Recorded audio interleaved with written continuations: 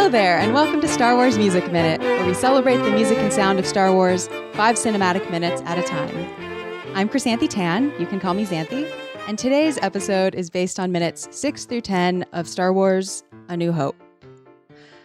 This chunk of the film starts and ends with droids. At the beginning here, we have Threepio observing Leia and R2. He sees Leia touch R2's dome, crouching down, then she backs away.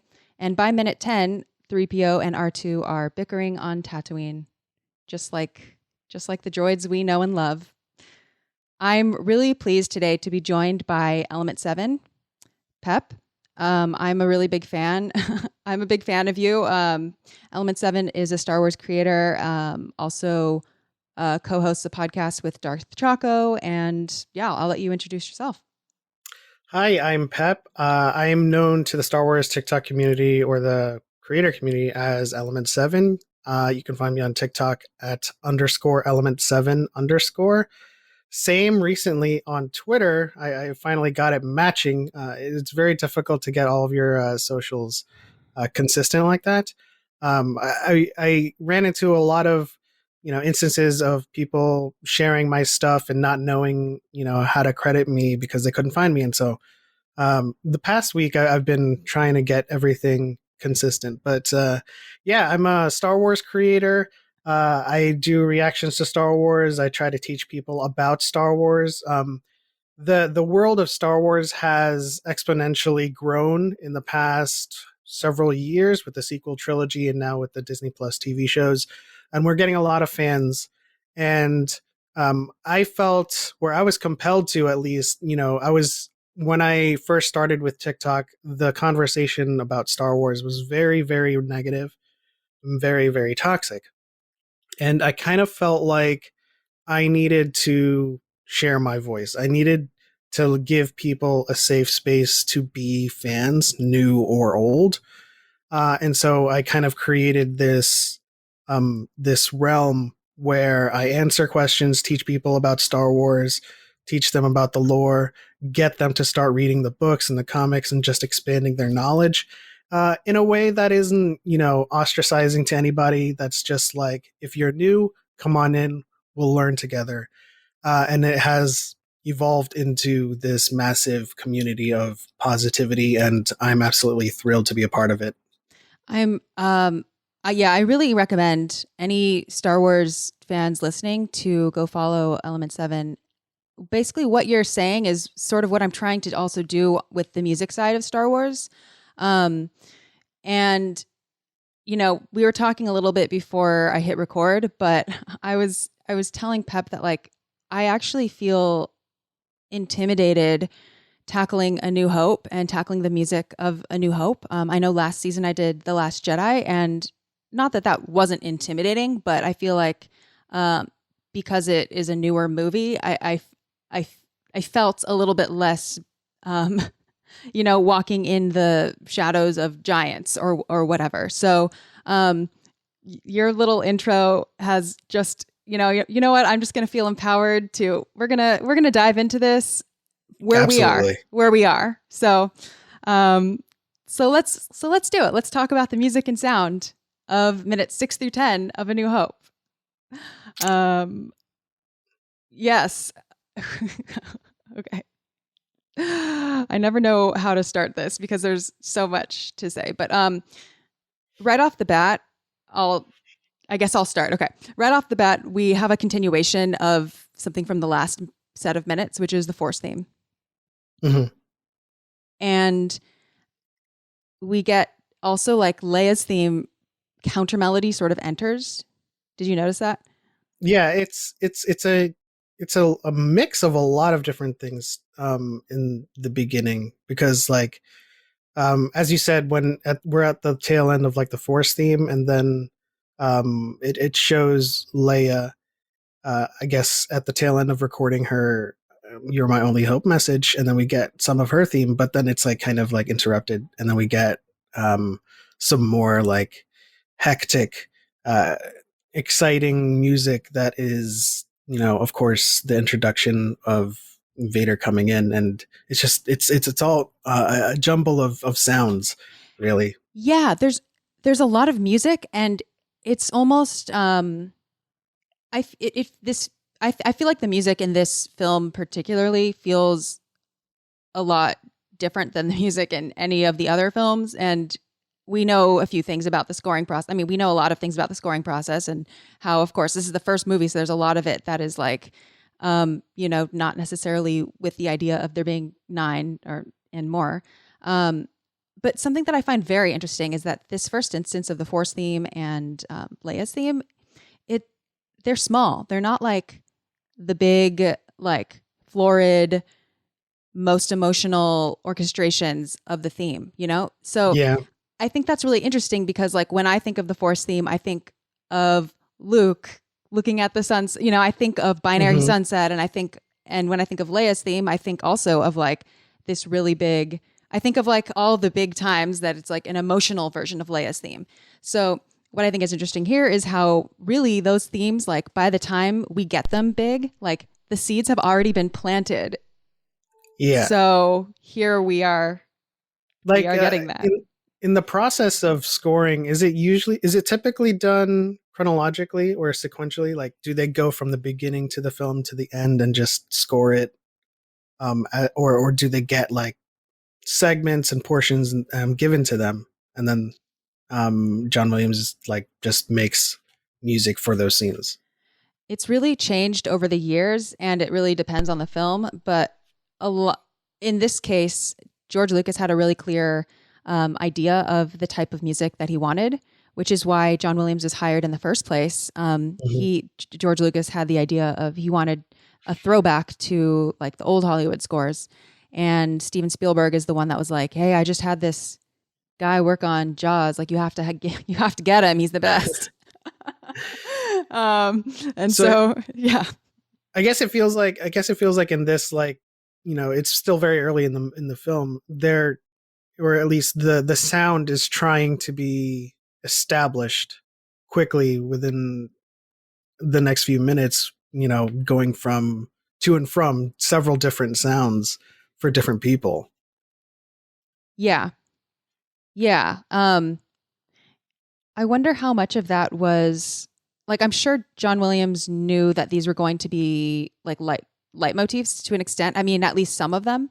Um, and I think I would have had enough of the film at one time to be able to write in advance. Like I don't think he's like writing with like the rest of with no knowledge of what's coming next. So just kind of writing what he feels like. Like I think these are like defined themes, but I also don't know how like strictly he was thinking of like this will always now be when Leia shows up, or like this will be the Force theme, because Yeah. he didn't necessarily know at the time the extent to what the Force would end up being and whatever.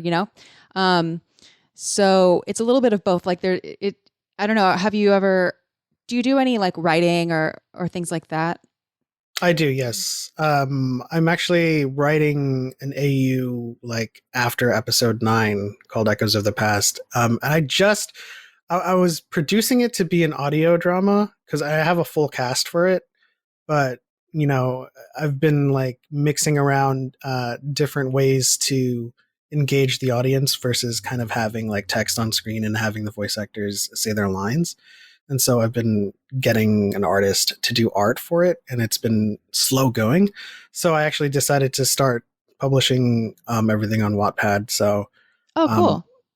yeah, I'm going to be releasing the chapters slowly on Wattpad, because from the time that I announced Echoes of the Past to now, it's been like a year and a half, and so I need to start. I need to start feeding the people the story that I promised. And then I have a vampire story that I'm also writing, and another fantasy like Game of Thrones ish You're story that I'm definitely writing. not new to writing, and so you must know like what it feels like to have some idea of where things are going, but to plant seeds and then it kind of is like a little bit of both. It is spontaneous, but there also is like an eye to this could be made into something more, just not 100% sure how all the cards will lay out. It's pretty similar with music scoring. Yeah, absolutely. I think they're doing it here in these couple of minutes. Even if it's just like small amounts of it, you're kind of like training, or they're training your brain to see or to do kind of like a picture association with those themes. Whenever Mm-hmm. you see the droids, you hear these sounds. Whenever you see Leia, like this small little melody plays, and then Yeah. it starts to get Control our jammed in mind. your head. Yeah, Yeah, yeah, absolutely. yeah. So we get the Force theme here. It kind of skips part of the like familiar. It skips some of the notes that I'm used to hearing in the Force theme. Goes like, oh, my piano turned off. Okay, goes do do do do do do. No, yeah, do do do do do do do instead of do do do do do do do do. And I, Oh, for some reason, like I that version also sounded familiar, but I just didn't realize that was so off the bat, missing those other notes that I'm used to hearing. And I'm not at this point sure what to make of that. And I'm sure there's already been a lot of scholarship covering that. But I never would have noticed that difference, to be honest. yeah, so I don't know if you're listening to this and don't know what I'm talking about. I check out minute. It's time code 501. Yeah. Um, yeah, so the Force theme does that. And then the Leia counter melody enters, just a really small snippet, like and it's Yeah, just like that. It's like kind of like throwaway. Like, all right. I'm trying to think of like an in universe or a lore reason as to why that might be, and if there is that subtle change, or it's missing a few notes, or is it changed a few notes? Missing a few notes. But I will say that since this is the first version of it, I wouldn't really characterize it as missing notes. It's missing notes, retroactively. We know how the Force theme develops, but here it's just that's how it first is. Maybe that's Yeah. how it originally was. Well, I'm a huge stickler for finding in universe reasons for things after the fact, Hmm. just to make them a little bit more mystique. Uh, so in this, since we're in the early stages of the film, and the theme does change from that, it would probably make sense, because after does the theme change with those notes after Ben and Luke meet? hmm. I'm going to have to pay attention and I'm going to have to give the answer on a future episode because I don't know off the I top of my would head I would love when the that change answer. happens. But I'm on the case and I will try to track down the lineage of this theme, where it started, why notes are left out. Um yeah, yeah. It'd be very We'll interesting come to back to think, this. if that's the explanation. I mean, you know, practically, it, they just changed it retroactively, but I would love that, like, me reaching and grasping for an in-universe reason would be affirmed by those notes. They were found because of Luke and Ben, so that's cool. So this is a really interesting, like, larger discussion that we could get into. It's always relevant, so I might as well just quickly go there. Um, it's really hard to do that with elements of score, especially being non-diegetic elements of the universe. So score is not lore. Oh, I just came up with that. Oh, Is that another oh, podcast? wow. I'm not very spontaneous, so that surprised me. All right, cool. So, but I mean it like it. There are so many, like, musically, it's hard to basically, what I'm trying to say is that, like, we haven't heard the Force theme as it is, as we hear it in Binary Sunset yet, in many ways, not just that. Like, there's a lot that still hasn't been developed yet. So it's like an infant. theme at this point. Mm-hmm. So there's going to be like natural growth to it that is not necessarily rooted in like a lore change. But that doesn't mean that that's not the case either. It's tricky, and John Williams is really good at sort of like being coy about it. Yeah. So, but I'm on the case. I can't wait for that answer. Me neither. So 3PO says to R2, "At last, where have you been? They're heading in this direction. What are we going to do? We'll be sent to the spice mines of Kessel, smashed into who knows what. Wait a minute, where are you going?" What a 3PO thing already off the bat, like establishing his character. Yes. Spice mines of Kessel. And establishing R2, because we're getting a lot of dialogue that, well, at this point, when we're seeing this for the first time, if you're seeing this for the first time, we don't know what binary is, or if it's like the droid language. So a lot of R2's acting is done through C3PO. Mm-hmm. So you mean we don't know how to interpret R2 on our own? Yeah, and so like we get everything that he's thinking from C3PO and like how he responds to R2. So like I think R2 at some point insults 3PO, and 3PO says something back to him, and we don't exactly know what R2 said to 3PO, but 3PO like lashes back like, oh no, I think 3PO does say that R2 calls him a mindless philosopher. Yeah. That was a funny part. Yeah, we like get this relationship is established just from one character's dialogue, acting, and also R2's sound design. Like R2's beeps, like those are, I mean, that's a whole conversation unto itself. Like how expressive like this character is just from the sound that we don't understand or we don't attach to words. It's pretty incredible. Yeah, and it's like more than just beep boops, right? He has it's like purring. It's like there's emotion. Yeah. And then of course he's got his scream. So yes, can't forget that.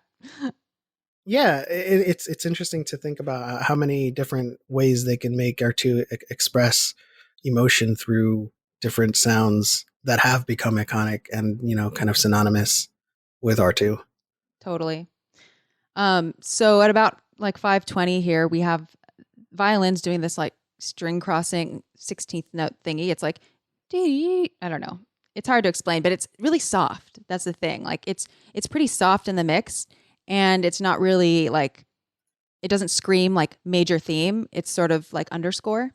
It's mixed really, really low. Leia's theme is actually woven into it a tiny bit as well, again, but just really, really subtly. And then this is where we see the shot, or we see like Leia taking her hood off. Nice. I guess The Last Jedi was a nice callback to that. Yeah. On Crate.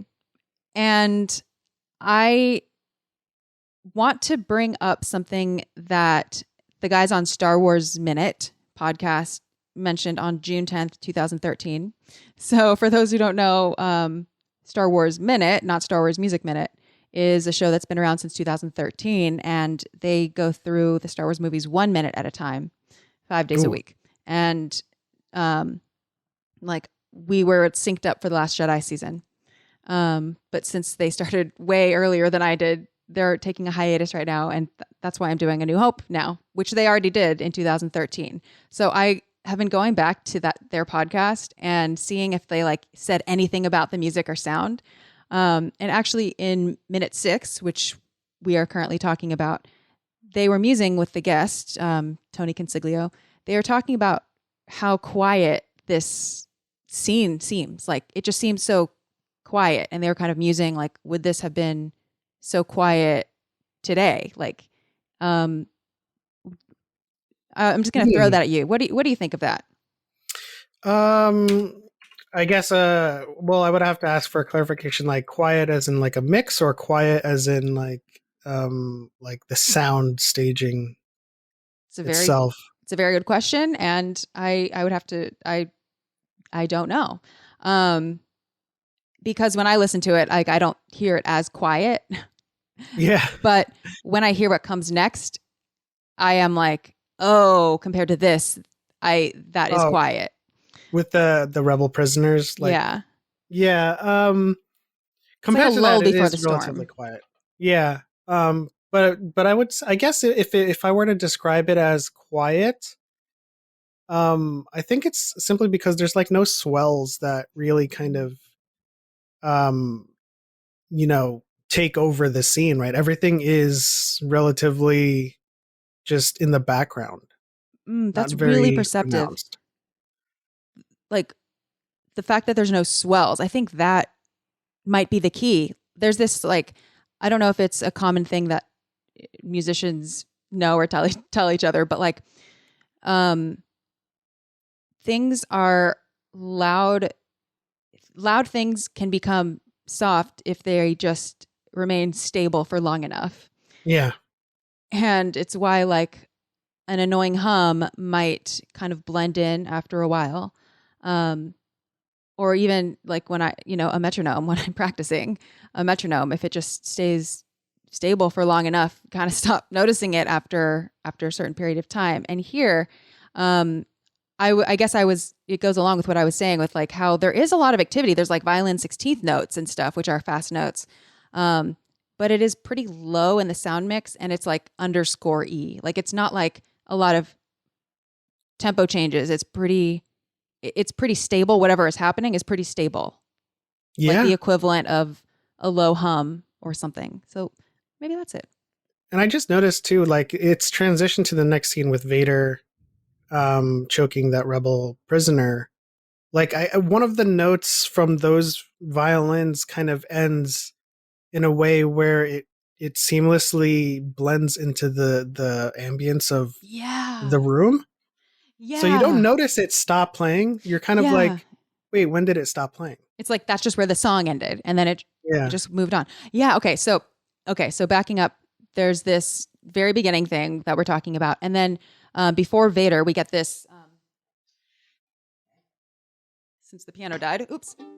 Okay, we get this so it's relatively quiet and everything, and then all of a sudden as we see the shot of the stormtroopers like shuttling the rebels through the hallways with their hands over the head, we get this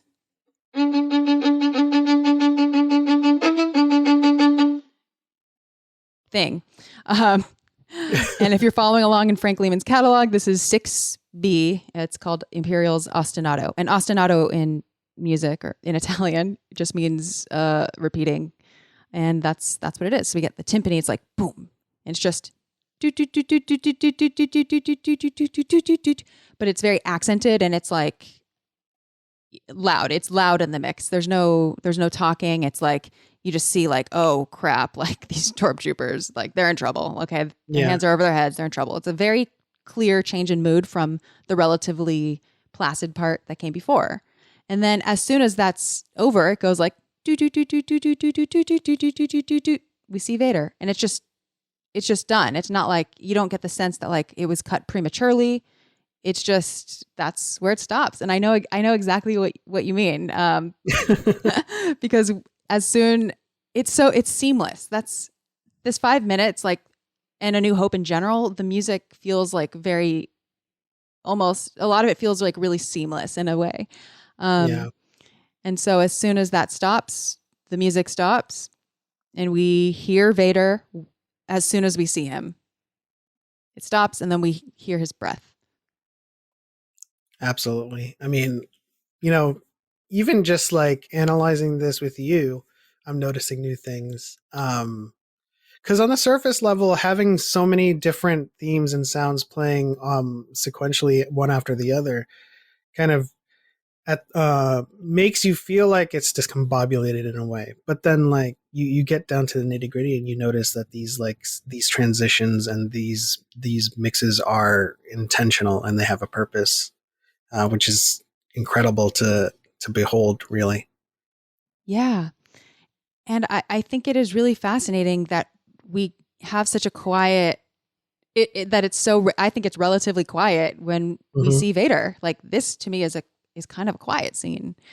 At least musically speaking. And I try to think like maybe if this were today, maybe, I mean, at this point, the Imperial March hadn't been written. So it's not like we see Vader and we get do, do, do, do, do, do. No, we Mm-hmm. just see Vader and you hear him breathing. And that was his like iconic like calling card for a long time. Yep. I think it's a happy accident that the Imperial March wasn't, written until Empire Strikes Back because we got to know Vader. I would argue that even without that, Vader still had a very signature sound because of his Mm-hmm. breathing. And I think that was also intentional by Lucas. I The think breathing.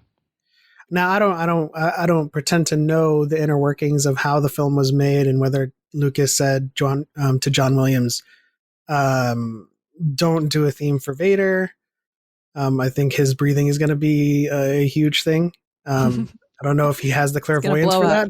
that, but but it's interesting to think about kind of retrospectively that it worked out that way. To have like a whole movie where he's just known for his breathing, and then when they introduce the Imperial March, it's just kind of additive rather than subtractive to his character.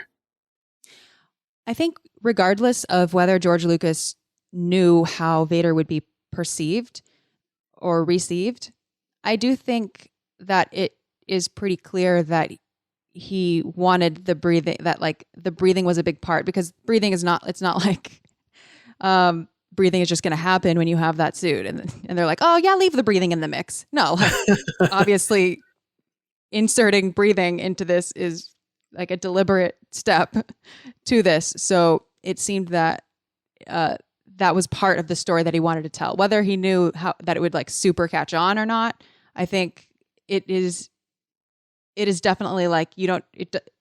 Darth Vader's breathing is not like an ambient byproduct Yeah, of yeah. it's clearly just like part. Like if you hear it for the first time when you're watching the movie and you see like just a huge vented like mask in front of his mouth, then you know that that is why he's breathing that way. So yeah. Mm-hmm. And immediately it sets a stage. It paints a picture. It's and this next minute that transpires when he is force choking, it really, or is he even force choking? Yeah. It why do I feel like it was like his hand was actually, I don't know. Now I'm tripping. But anyway, he's choking and saying like he's breathing while talking. The stormtrooper kind of in the background says the Death Star plans are not in the main computer. And we hear that filtered through the stormtrooper's helmet. So we already get a sense of like what stormtroopers sound like through their helmet. Like all these different characters so far basically have different sounds coming out of their mouths because of the different apparatuses that they wear. So that's like a whole thing with like the sound editing and mixing and just the world that they're building. Like this is so much quick world building that is subconscious. And then we get this, very famous part. Vader says, "Where are those transmissions you intercepted? What have you done with those plans?" And still, we don't really hear music. We hear like a cracking and choking sounds. We hear a little bit of a like muted trumpets thing. It goes like in the background, but it's still very soft. And we just like, I didn't notice that. yeah, it's very soft. And it's, to me, it's almost a little bit funny. But really front and center here is the gasping, the choking, the cracking, the breathing. It's very like, it is, I think it makes it more scary and it puts me like more, it raises the stakes for me, I think, more so than it would if there were music kind of polishing over it. Even if it was Oh, scary absolutely. music, it is much scarier to hear someone choking to death. Especially when he's doing it one-handed and he's also simultaneously lifting him up in the air. Yes. And talking while breathing. And the rebel, we intercepted no transmissions. This is a consular ship. We're on a diplomatic mission. Vader's breathing is still incessant. It's sort of like always going to remind you that you're there. His presence is going to be made known. Damn it. It is defining. Like with Yeah. every moment that he breathes, it is a defining moment because it's how we meet him. In the background, we have this really soft string sustain. It's not active at all. It's like, or something like that. It just adds tension. It's like you're on pins and needles. You know what? I just noticed after he throws him, I kind of hear kind of part of the Force theme, Oh, which is odd to. I mean, what instrument?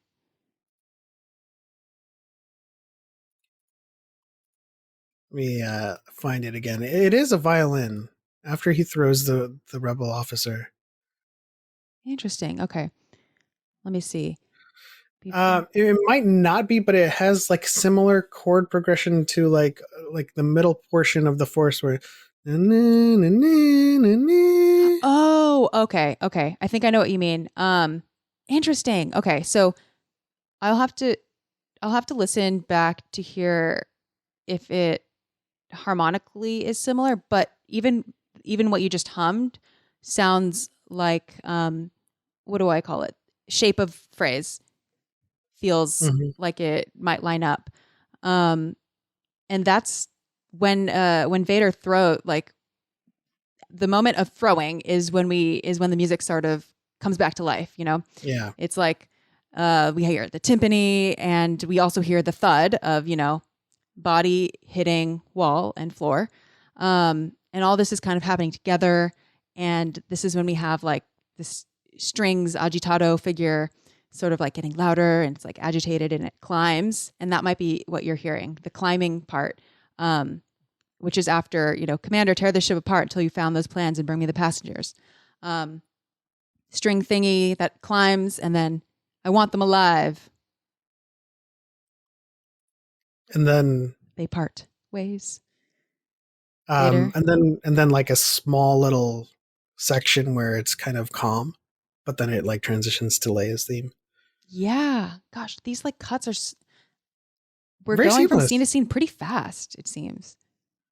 Yeah, and it happens in a very short amount of time because there is so much happening, but it's again going through it like slowly like this, you realize how smooth everything kind of blends into each other, especially since like the beginning of that scene that we just discussed, how the was it the ostaccato um Oh, the ostinato. Yeah. ostinato just like ended but smoothly into that scene, and then it kind of everything kind of picked back up as he threw that officer. Mm-hmm. Like I kind of feel like I can't notice when there isn't music or where there is, and when you kind of put your attention towards music during these scenes, that's when you notice it. But even if you're not noticing it, you're still hearing it, which is kind of like I guess a result of how why they're mixing it in so quietly and also seamlessly transitioning to no music. Okay, you know how when you're at the airport and you're like walking down to your gate or whatever, and you're walking, and then sometimes you see those like they're not escalators, they're like on the floor, they're like a conveyor Oh yeah, yeah. where you The can smoothly like you can walk onto that and you keep walking, but it's just a little bit faster and then you come off of it. And it's not the whole time. It's just you can get on and off of them and they're just sometimes that's like what this feels like to me. Is like sometimes you're getting on yeah. one of those and then sometimes you're just walking without the music, without the conveyor belt. Um, but it's smooth. It's not like, oh, okay, now let's like lift up everything and get onto the step or whatever. It's like, Yeah, um, it's sort of like, the filming equivalent to like a set piece where yes, I was thinking of that too. where you would have things that are just very, very pronounced, and it just tells you things are about to go down. But in this case, it's all just one giant scene. There's a Oh, lot of cuts, but there's one giant scene. so the one giant sceneness of it, that's what makes it feel like a set piece to you, right? Yeah. Okay, yeah, me too, because it reminds me of like watching theater and you see how like, they have to be, really, there's like a great economy of space and like their set might be like you can just like twist it a little bit, can rotate it a little bit, like, and then it's, opens up a new part of the scene, but they do it so quickly and stages and sets. I mean, that's what this feels like to me is like we're Hmm. watching, I feel like I'm sitting in a black box theater and it's like, and we're cutting to one side of the ship and then we can just seamlessly go to this next part. It's not like we're doing at least not until we get to Tatooine. It's not like we're going from wildly different places and that there's just no way to make it smooth because it's just, they're so different. This is so smooth. Yeah, and I guess in that regard, it feels like everything is happening in such a small environment or atmosphere, Mm-hmm. and I guess then that would mean that the scoring of these first few minutes it feels modular, where Mm-hmm. they could have done anything around this setting within this ship and gone to any scene and mixed any theme, and it would have worked in some way, shape, or form. Possibly. Yes. I mean, what you said about it being a set piece theme, like I think this actually is considered, um, I think someone would call this whole opening section like a set piece theme, musically. Mm. Like uh, yeah, that is definitely a an applicable term. And another, the most famous example would be like the asteroid field or something where there's like a lot of, you're right about the modular part where it's like, there will be a lot of defined sections to it. And I think especially that like do do do do do do do like do do do do do do do do. Um, it's choreographed. It feels very choreographed. Yeah. Is and yet it all goes together, even though there's so many different distinct parts. And I think this is like one of those things that um, people really remember in their heads when they listen to this. It's like you can match it with like visually what is happening because it's so it feels like such a set piece, you know? Yeah. And Um, like and each transition is marked by a certain sound yeah. or lack of thereof a sound. Mm-hmm. Mm-hmm. Um, it's, I love it. And it's also like hard to stop and break it down because, I don't know if you had this experience, but like I kept getting lulled into like watching it. And then I'm like, oh, I let 30 seconds go by. I missed a lot Oh yeah, yeah, because I for just got sure. lost in it. Um, so yeah, then Vader and the stormtroopers part ways. And like you said, there's this brief quiet moment that seems to be like just behind wherever they were. And the stormtroopers are kind of like gingerly stepping around with their blasters ready. We hear, very soft chords in the background that sound a little bit like precursors to the Imperial motifs. Leia looks from the corridor. We hear Leia's theme. And then the stormtroopers see her and they're like, there's one set for stun. Leia shoots first. Frantic violin ascension. And then the stormtrooper immediately stuns her. Yeah, you know what's interesting to me about that whole chain of events, when I'm kind of interested to know like the intention behind not shifting to the next kind of theme until he shoots her,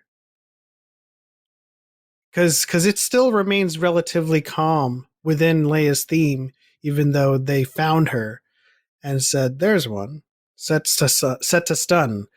Um, and it, like, in my mind, it makes sense that this discovery needs a sound or a theme to start things. But it's interesting that they went with a delayed response, I guess. Yeah, almost like they're like, okay, but don't make too much noise because we don't want her to move. Almost Yeah. like the music was waiting alongside with them almost. I don't know. That's a good point though, because I can definitely see how they'd be like, oh, there's one, and then their theme kicks in or something. Yeah. But it I mean, didn't. and and she shoots too, Mm-hmm. and it's still calm. So there's one, she shoots, and it's still calm. And not until Well, we get it this shifts back to violin them. thing going up, Hmm. and then the stormtrooper stuns. Maybe another like well, one thing is like the shooting sounds. I don't know. Maybe they wanted those to really stand out. I think this is the first like stun gun moment in Star Wars, right? Yeah, I believe And so. it, I mean, the stuns definitely have a different sound, a more buoyant sound, I guess, than regular blaster fire. Um, and that was really cool to hear there. Yeah, I would agree. Um, buoyant. That's a very apt word to describe it too. It's like a bouncier sound. But you're right though. The mix is still very much subdued. Even if we get the violin Mm-hmm. rising, uh, it's still low in the mix, and the blaster sounds are very pronounced. So Yeah. definitely, I think that's the case. What effect do you think? Like, what effect does that have on you personally? Like, if you try to imagine what it would be like if the dial were turned really up, how would that change things for you? That's an interesting question. Um, at first, if I were to imagine, it's hard to imagine I know it's real. audibly It's hard changing to things. imagine like an alternate to A New Hope. But I mean, I suppose when music is very loud or very like at the front of the mix, I kind of I kind of like it makes me lose sight of the small picture and pay attention to the big picture. So I mean, I'm only imagining here because I don't have an audible version. But if it were such a loud mix here with the blaster fire, I wouldn't. I would be more broad with my focus in this scene versus focusing on, hey, this is a stun gun. This is what it looks like. This is what it sounds like. And they're only stunning her, right? That is Whereas, so beautifully said. well, thank you. I I that was like a sight read. I didn't. I was trying to imagine Like how it you're would going make with me your gut feel. there. Yeah. But I want to hone in on something that you said, and I will probably put this on a timestamp when I timestamp this video. But like, um, the big picture versus the small picture. So like, if there were, and I feel this way too, and I've like said this on the podcast many times in different words, but like, I kind of have the same intuition as you, which is like, when there's a lot of music, I lose sight of the smaller picture and am more, my emotions or like my brain or whatever, it kind of switches to paying attention to the bigger picture. Yeah. And when there's a lot of music, when there's not a lot of music, I feel really drawn into the small picture. Like the minutes are going, like things are going by slower. I'm noticing the stun. I'm paying attention to the words. In The Last Jedi, there's a lot of silence. And so like I'm paying attention to Luke looking at his like tchotchkes in the hut, and it's quiet and I feel like I'm really there going through the intimate small stuff with these people who are all kind of, everyone is kind of sneaking around here, and so it feels to me like I get to feel that more because there's not music washing, it's like not music washed with like the music telling, when Yeah. music is really loud, it kind of tells you how we're feeling about this, and here we're kind of just experiencing it more viscerally. Yeah, absolutely. Like loud music is like you're on rails. And more subdued music is kind of just assisting you. Um, Yeah. but you have more agency when that happens. Like if we're to go to like Luke, looking off into the binary sunset, and that mix is relatively loud, but it's you're looking at the the bigger picture and He's literally seeing. looking at sunsets. Yeah, So musically, we are enjoying the sunset. yeah, and the feeling you get from that scene is more than just Luke is looking at suns. Like there's more happening in his mind and in his emotions, what he is feeling as he's looking out into the distance. It's grand scale. Yeah, and it happens with the Jedi steps too. Like you see the Absolutely. big Oh, island, and so it's it's my very favorite. grand and loud. I love the Jedi steps too. uh, yeah, I love that. I love it so much. Okay, so back to A New Hope. Back to A New Hope. Okay, um, so Leia thuds to the floor. Stormtrooper's like, she'll be all right. Inform Lord Vader we have a prisoner. And then we kind of go back to our droid friends. 3PO's telling R2, like, hey, you're not permitted in there. It's restricted. You'll be deactivated for sure. Um, don't you call me a mindless philosopher. And that's the first time we hear the Imperials motif. And it's very soft. Do, do, do, do, do, do, do, do, do, do, do. Which reminds me of a movement. It reminds me of one of the dances from Tchaikovsky's Nutcracker, by the way. If anyone, I'll put a link in the show notes to what I mean there. But anyway, But that's I did notice. I'm sorry if no, I'm go ahead. interrupting a thought. But when they launch from the escape pod, I feel like, and this may just be me being mistaken, but I feel like that's the first time the music is at the forefront of the mix, and it's almost as if they're trying to say this is where it all begins, and it's more than just about them launching into the escape pod. Like this is Oh, where the world, this is the story, that's the story is about to start right now with these two droids. I like Like, that. not to take away from the overall story, but like, the story of A New Hope. I like that. Yeah, I think you're right. Like at least in these minutes when they launch from the escape pod, that's when we definitely hear the music at the forefront. And to go back to the idea of like big versus small picture, like then we also literally get the shot of them like in space. So like you can't really Yeah. get bigger than that. Um, and the music, it's like the shot is the music fills the space that the shot creates for like the music that it needs, if that Yeah. makes sense. Like they match. You need big music for like a shot of out of space. Um, that part is the launching is it's how do I put this? It's like it really feels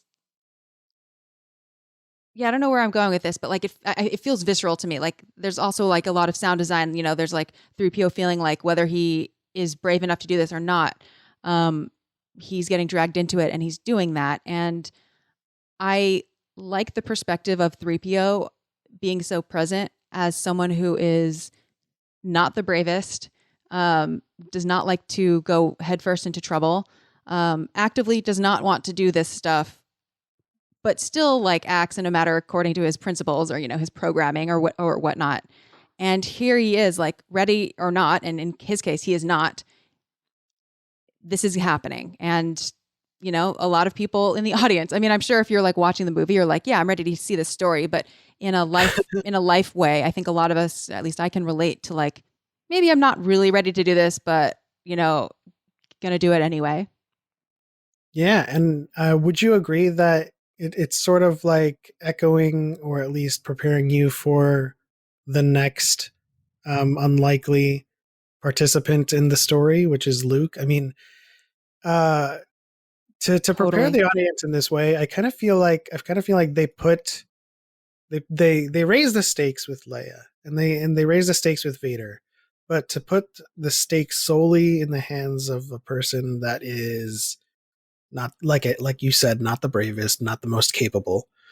Um, he's bumbling, uh, to for lack of a better term, and you know, the start of this movie is the unsung heroes, really, and the unlikely heroes. And it's the launch with them going into, as you said, 3PO musing that he's just this is not what he should be doing. He's a protocol droid, and it, with that kind of sequence of events going into Luke, I kind of feel like they wanted to establish a narrative in which, the events that we witness as part of the story doesn't always start in the most likeliest places. Mm-hmm. Mm-hmm.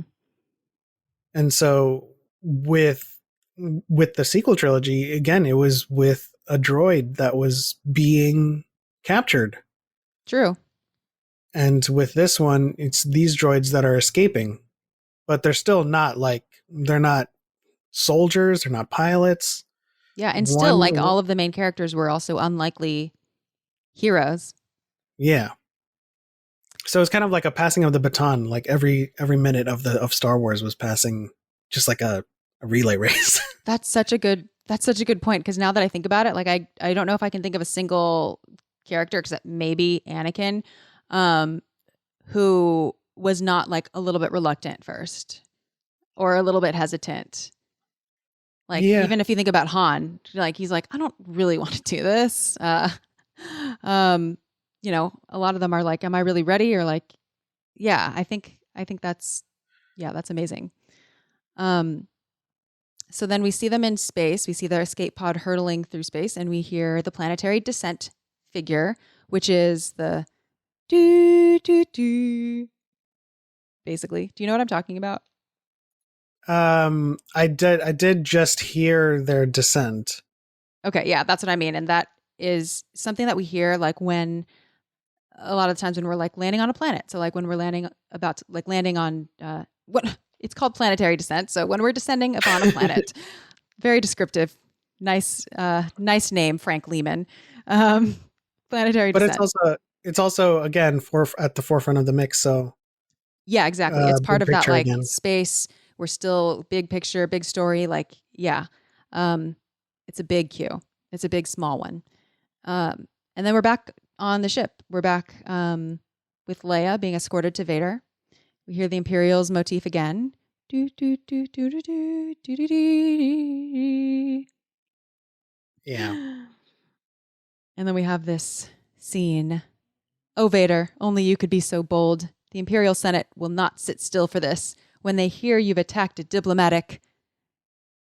And then he's like, don't act so surprised, Your Highness. You weren't on any mercy mission this time. Several transmissions were beamed to this ship by rebel spies.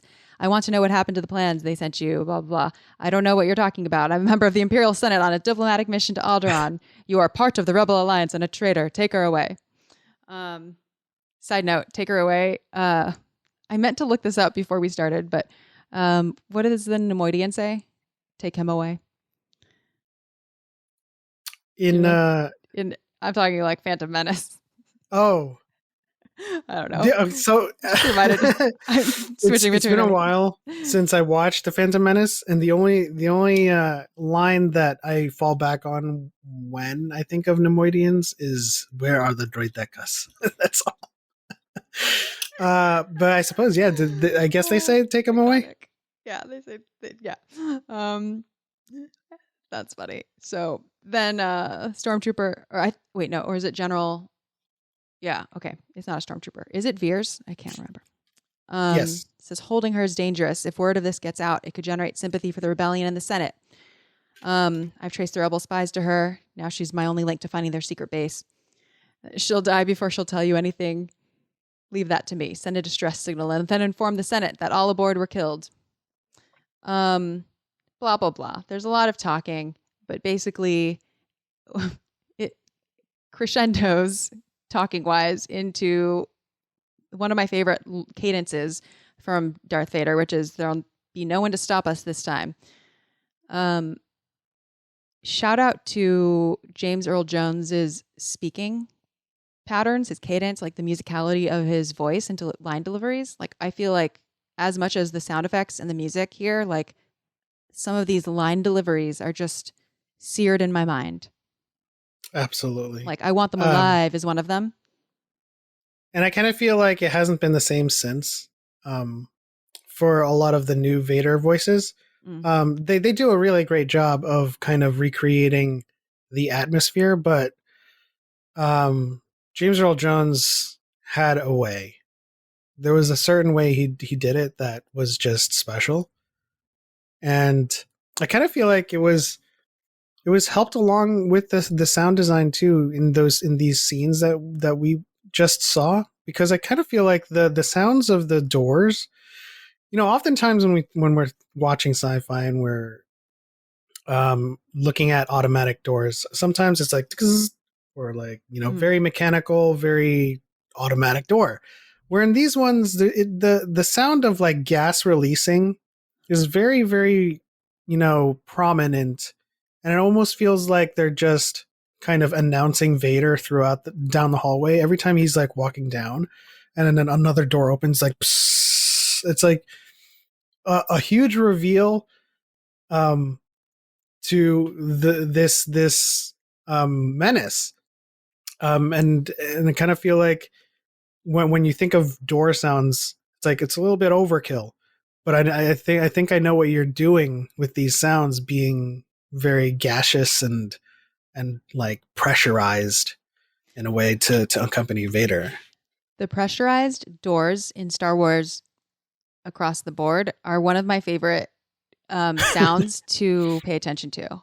Like, doors, I don't know, just pay attention to doors. Everyone, pay attention to all the doors in Star Wars, the way they open and also the way that they close back, and the sense of pressure that you get just from the sound design. I mean, of course, I mean, there's visuals too, like sometimes you'll see gas, but I think like listening to some of these sounds is a good test for how believable what we see visually is, or just, you know, how cohesive it is, or what story is being told. I feel like I can close my eyes and hear one of those doors open and know that it's like a very satisfying open. Like, it's not just some basic door opening. It's special. Yeah. Yeah. So good point. That's one of my favorites. It's great.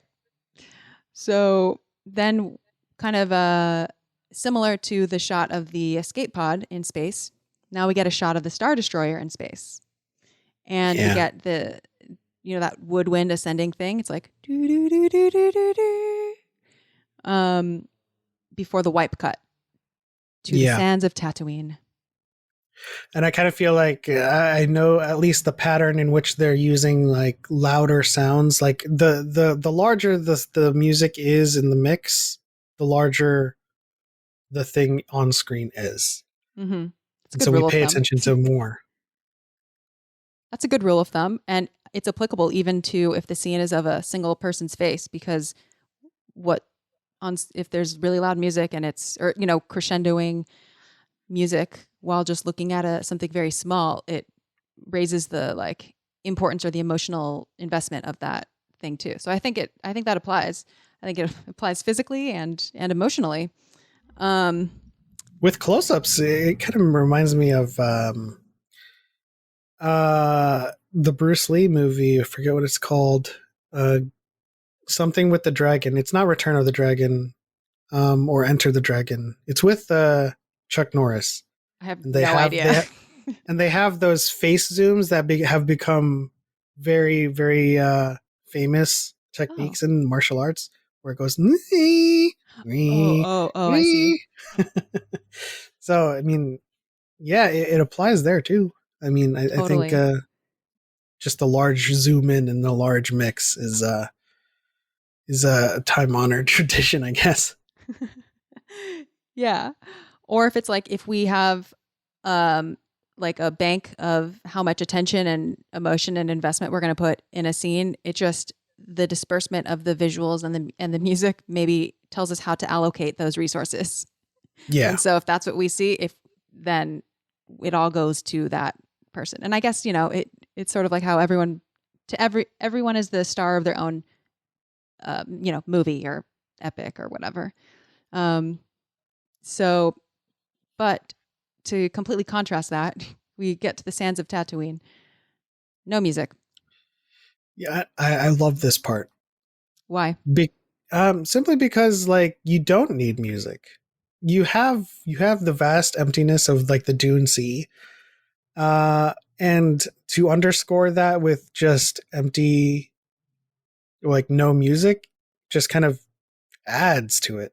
So if there were to be music here, I kind of feel like it would be detracting from the atmosphere that they're in. Like it's large. Like the first shot that we see them in Tatooine is they're small in comparison, and then it's just sand. Mm-hmm. And then we get some more medium shots of them before a close up of, but like the most of the shots we see is just the dunes and just emptiness for as far as they can see. And so I love being able to sit in silence and just appreciate the scope of that.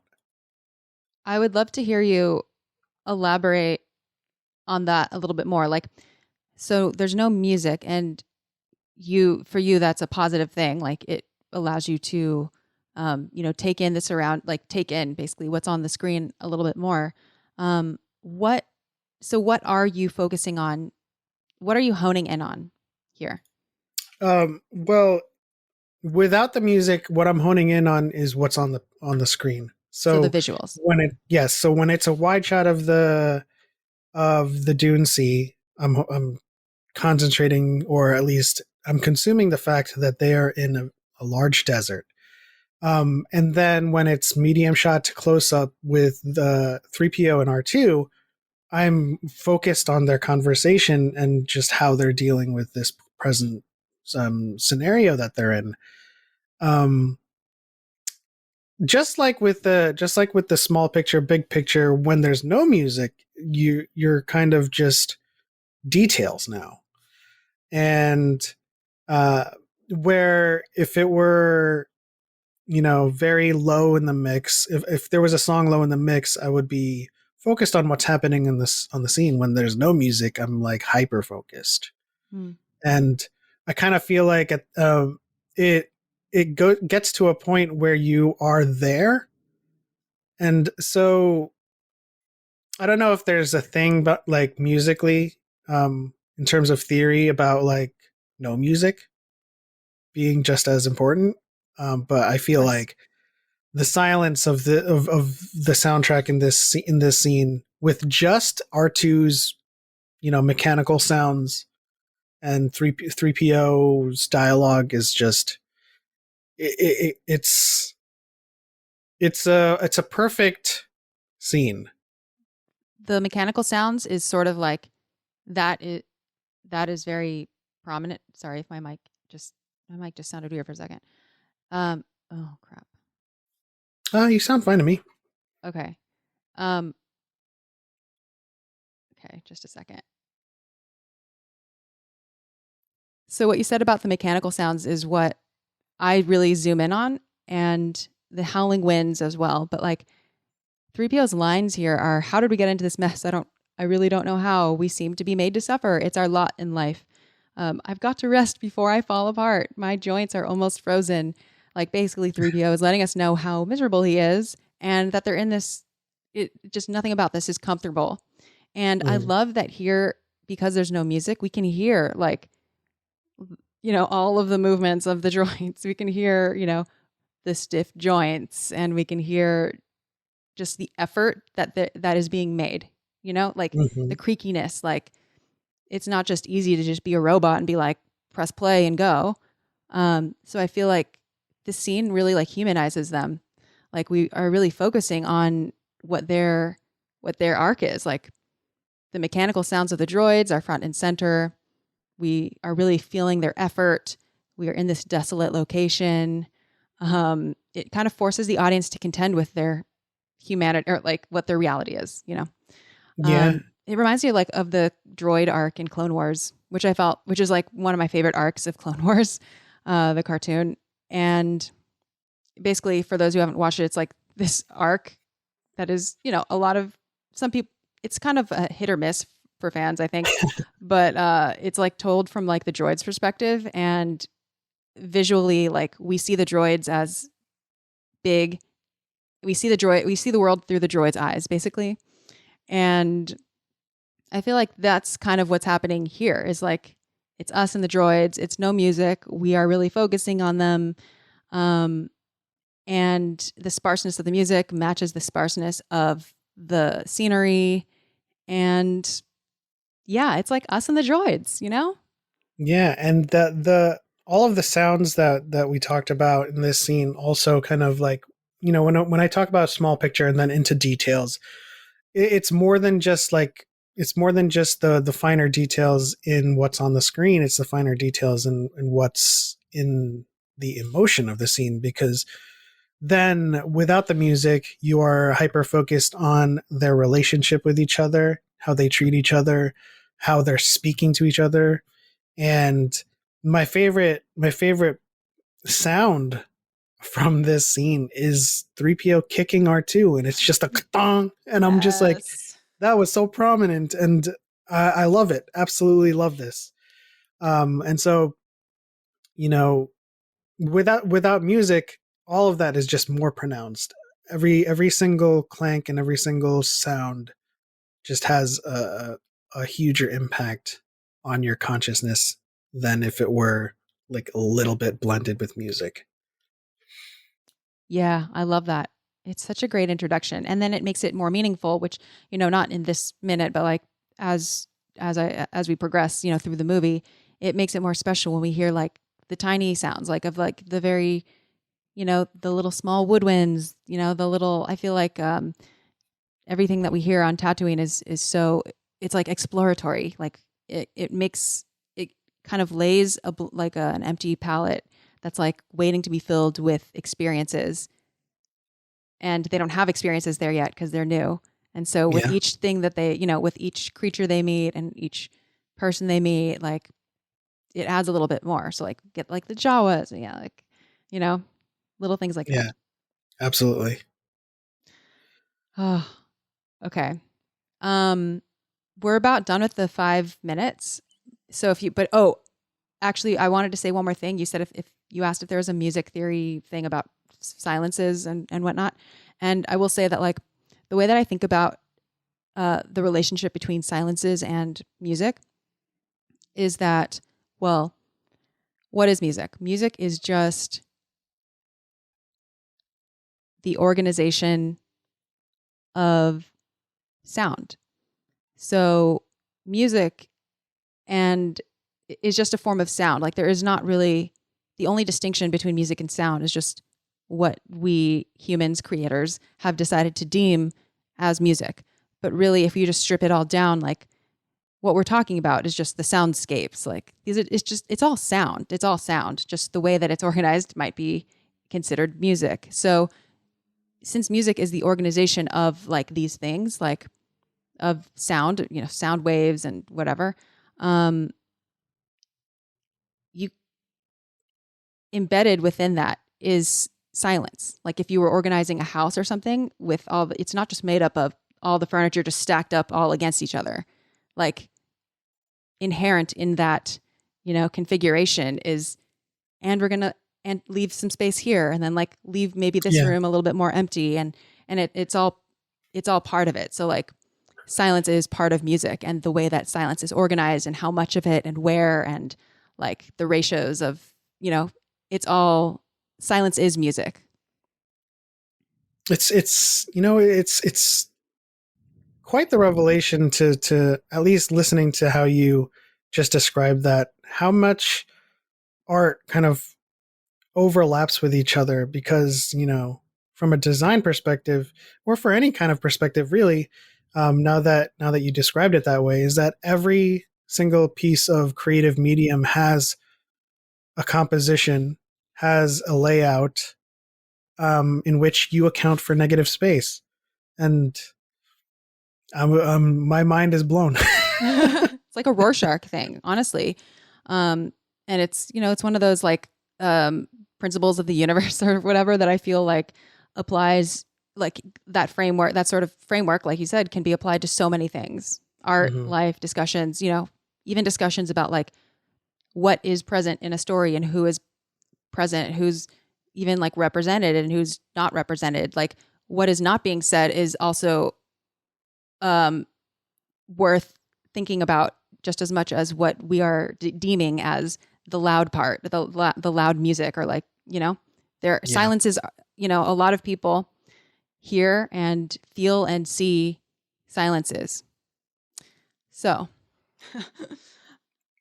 on that It's note, crazy. the Star Wars Music Minute questionnaire for this episode, the same 3 questions to every guest. I am going to you're going to be the second person this season because this is episode 2 to answer these questions. But Awesome. let's see. These are going to be kind of rapid fire questions. And the first one is, in 3 words, what does Star Wars sound like? Or what is the Star Wars sound in 3 words? I'd have to say, and this is probably, I could probably name a piece or a Okay, composition, that's 3 words. um, but I would have to say Beyond the Horizon. Good one. Beyond the Horizon. All right. Yeah. Um, if I may elaborate just a little You bit, may. like a lot of the scores and the themes that we hear in Star Wars makes us look off into the distance. And we even if it's not a one-to-one comparison to Luke looking off into the binary sunset, it's still, we're doing something to that regard, in our own way. And so every time I hear a sound or a song in Star Wars, it's always impending. So whether it's like the Imperial March or the Force or any of the characters' themes, it's always optimistic hope or impending despair. It's something off in the distance. Hmm. So whenever I hear a Star Wars sound, I'm just like looking off and being like, what comes next, you know? Oh, you are Luke looking at the binary sunset. Oh, that's a great answer. So question number 2 is, what is an area of Star Wars music or sound that you want to know more about, or that you wouldn't mind nerding out on more, or that you maybe don't know about at all? Just what do you want to learn, or what would you like to talk more about Music and sound. in general? Just in general. I mean, I've never done this before, which is why I loved speaking with you about it, because I'm a lore master, and Mm-hmm. all of my discussions with other fans and friends is all about, my interpretation of the Force, and what happened in this era or what happened here. Can you explain this information gap? And I never really get a chance to analyze any of the other arenas of Star Wars, like sound and music. And I absolutely loved doing this with you. Um, but more specifically, lightsaber sounds. Mm. Um, I don't know if I've ever, this might be like a Mandela effect. I don't know if I've ever seen a BTS footage or a BTS video of how they make the sound, but the lightsaber sound is very iconic, not in the way that it's a lightsaber, but iconic in a way that how it adds to the narrative of any given duel or fight or scene that they're being used in. Because if we compare them to their closest ancestor, which is just swords, they don't add sound to the scene. They add the clanks whenever, they're clashing, but these have ambient sounds. They have hums, and what happens in between them activating to fighting to ending the fight, um, they're constantly adding sound to it. The Oh, yeah, that's so good. The idle lightsaber is that negative space that Mm-hmm. is still powerful, other even when it's not being actively clanked. Oh, yeah. Okay, cool. That was a great description. And the third and final question is, what is another score other than Star Wars, another soundtrack or score that you love? I always go back to Hans Zimmer's The Last Samurai. I love that soundtrack. I use it to hype myself up. I use it to fall asleep. Like there's so many different elements of that soundtrack that is just beautiful and emotional. And I kind of and I feel like that my in my personal opinion, it's Hans Zimmer's one of his finest soundtracks, one of Tom Cruise's finest movies. Um, and even though I say that, I feel like the star of the show was Ken Watanabe, but um, it's one of my favorite movies, for sure. And so I just like the sounds of the village and the sounds of Tom Cruise's character, reconciling with his PTSD and getting his first peaceful sleep in how many years because of like the spiritual nature and the power of the place he was in, coupled with the music was absolutely brilliant. This is fascinating. I wonder if anyone is going to give an answer of a score that they loved, but a movie that they hated, because I feel like that often goes hand in hand. Like it's almost hard to separate them, like because a score elevates a good movie, and like a score is important when the movie is itself good. Like Star Wars, I love obviously I love the Star Wars score, but like the story also really it's hard to separate. What if it was just the score, but like a really story that was just like really not a good story at all? Like, would the score even be memorable? Like, would I even listen? It's just, I mean, I always go back to this, but it just speaks to like the power of film, how it's like such a collaborative art, and like it's like 1+1 = 3. It's like all these things work together, and it's almost it's just hard to pull them apart, which is another reason for me doing the show rather than just talking about the soundtracks in isolation. Like to me, that's like also part of everything. It's like just woven into everything. So Absolutely. Yeah. And I kind of feel like that goes hand in hand with like how emblematic John Williams' scores have been throughout the saga.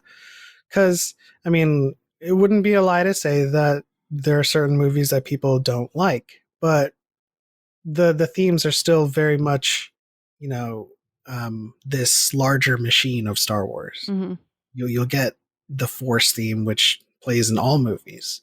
Now, whether you like that movie or not as a fan, is relative to your opinion, but the scores are still relatively the same. So it's like a good example of someone who would mention a soundtrack to a movie that they didn't like, um, because the sound of the music of Star Wars is very much its own thing now.